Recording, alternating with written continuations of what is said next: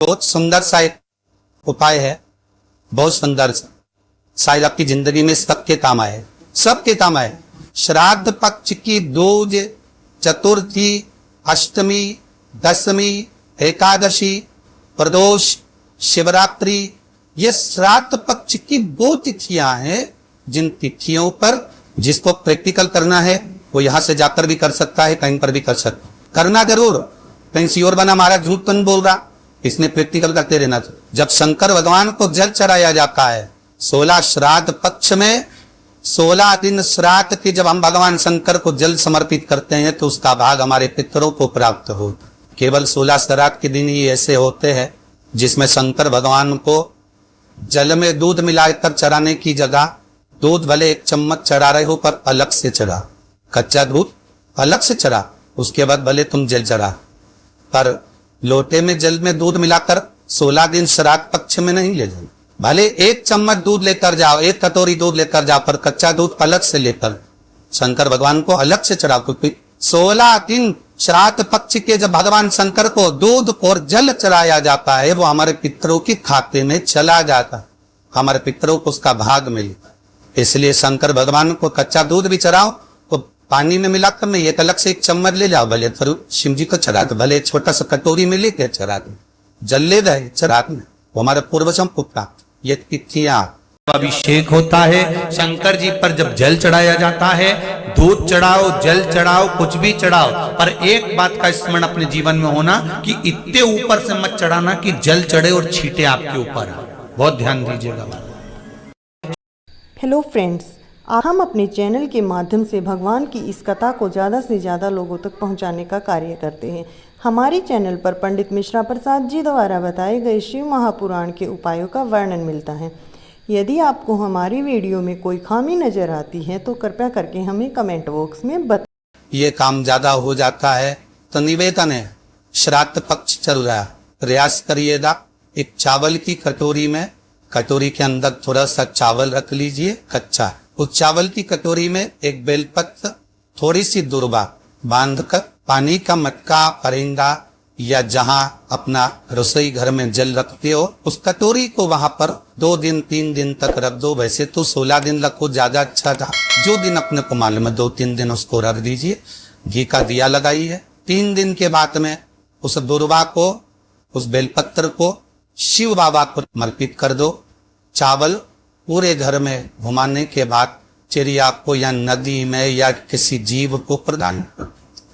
पितृदोष के निवारण का सुंदर तरीका, जब ज्यादा घर में पितृदोष हो ना, ऐसा लगे कि पितृदोष बहुत ज्यादा है, 1 रुपए कमा रहे हैं, 1.25 रुपए खर्च हो रहा है, हाथ में पैसा नहीं टिक रहा, दुकान 4 दिन अच्छी चल रही है फिर व्यापार डाउन हो जाता है, कोई पैसा लेकर भग गया नहीं दे रहा है, कहीं कर्जा मात्रा बढ़ रही है, ये पितृदोष के लक्षण है।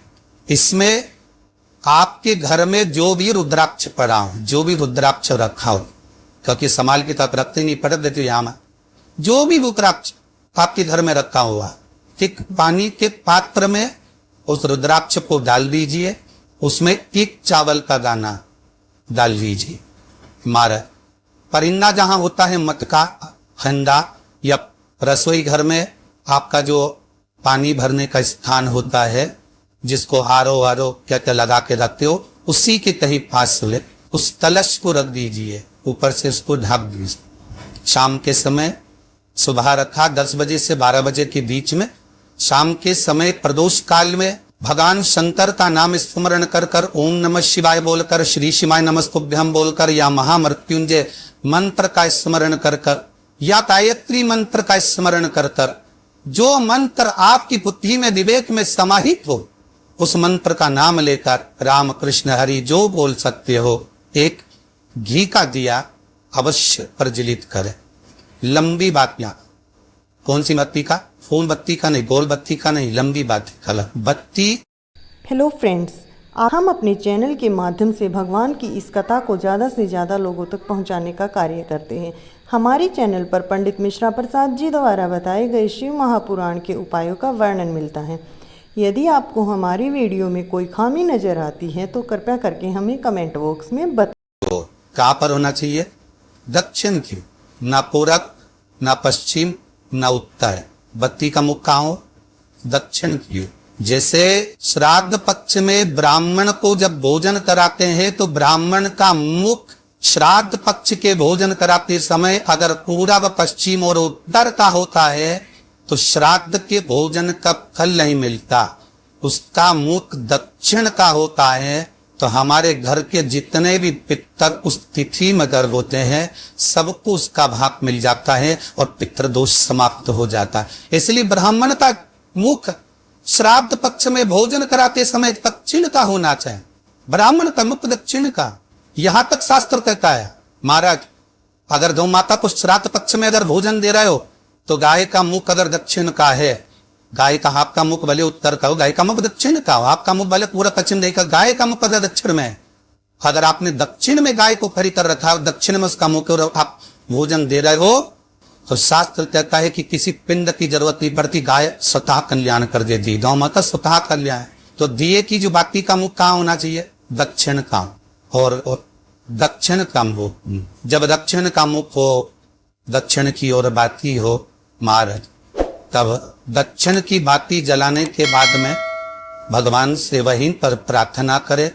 जो कलश रखा है उसके ऊपर जो प्लेट रखी है, ढाका गया है, वहां अपना सीधा हाथ रखे और अपने पूर्वजों का, अपने पितरों का स्मरण करे कि मेरे धन को लेकर कोई चले गया, मेरा व्यापार ऐसा चल रहा है, मेरा घर में बच्चों का विवाह नहीं हो रहा, या घर में इतनी अशांति है या तकलीफ है या कष्ट है, ये सब का स्मरण कर कर उस कलश को रात्रि भर रखे रहने दे। सुबह स्नान आदि करने के बाद फिर एक घी का दिया दक्षिण की ओर लगाकर सुबह 10 बजे से 12 बजे के बीच में उस जल को शिव जी को समर्पित कर कर जाए और वो रुद्राक्ष लेकर वापिस जाए। मालक वापिस दे उस रुद्राक्ष को अपने घर में रख दीजिए।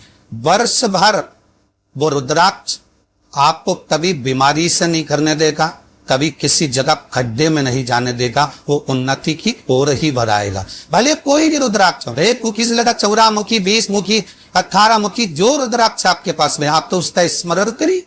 बहुत दिनों से आप प्रयास कर रहे हो और काम अटका पड़ा हुआ है तो प्रयास करना। जल के पात्र में थोड़ा सा शहद, गंगा जल उसमें डालकर, ये जो श्राद्ध पक्ष चल रहा है, जिस समय पर जिस श्राद्ध पक्ष के अंतर्गत श्राद्ध पक्ष में पात्र में जल लेकर उसमें थोड़ा सा शहद, गंगा जल डालकर भगवान शंकर को उन्नतेश्वर महादेव के नाम से, कौन से महादेव? उन्नतेश्वर, क्योंकि विदल और उत्तर इन दोनों असुरों ने, राक्षसों ने जब बहुत उपद्रव मचाया, जब बहुत उपद्रव मचाया, माता जगतजननी के कहने पर उन्दुक का प्रहार कर कर इन दोनों राक्षसों का संहार करा तो शिवजी का नाम उन्नतेश्वर पड़ गया। क्या नाम पड़ा था? उन्नतेश्वर। कहते हैं बहुत बांधाओं में जब व्यक्ति पड़ जाता है, बहुत बांधाओं में जब व्यक्ति चला जाता है, कुछ ना कुछ समस्याओं में जब व्यक्ति फंसा रहता है, पड़ा रहता है, तो उन्नतेश्वर महादेव का स्मरण करना है। एक प्रयास और करना, छोटा सा प्रैक्टिकल करने में क्या जा। दुकान पर ग्राहक नहीं आ रहे ना, आधा घंटा हो गया कोई ग्राहक नजर नहीं आया, फालतू बैठ हो ना दुकान पर, जब ग्राहक नहीं आता तो फिर ही हो। तो एक काम करो, कोई भी जरा सा हाथ में पानी लेकर उन्नतेश्वर महादेव के नाम से 51 बार 21 बार बोलकर 11 बार बोलकर वो पानी तो दरवाजे पे छीट दो। आधा घंटा, ज्यादा से ज्यादा 20 मिनट, आधा घंटा 30 मिनट नहीं लगेंगे और ग्राहक प्रवेश करना प्रारंभ करने में क्या जाए, कोई काम अटक रहा है। शहद जल के पात्र में लिए और थोड़ा सा गंगा जल डालकर इसी श्राद्ध पक्ष में किसी भी दिन जब तुम्हारा मन पड़े तब शंकर जी को समर्पित कर पर साथ में 1 लोटा पानी 1 कलश जल का अलग से लेकर जाओ। जब शहद का जल शंकर जी को समर्पित कर दो, उसके बाद सादा जल शंकर जी को अवश्य समर्पित करें। शहद का जल बांधाओं हर लेता, बांधा हुआ है।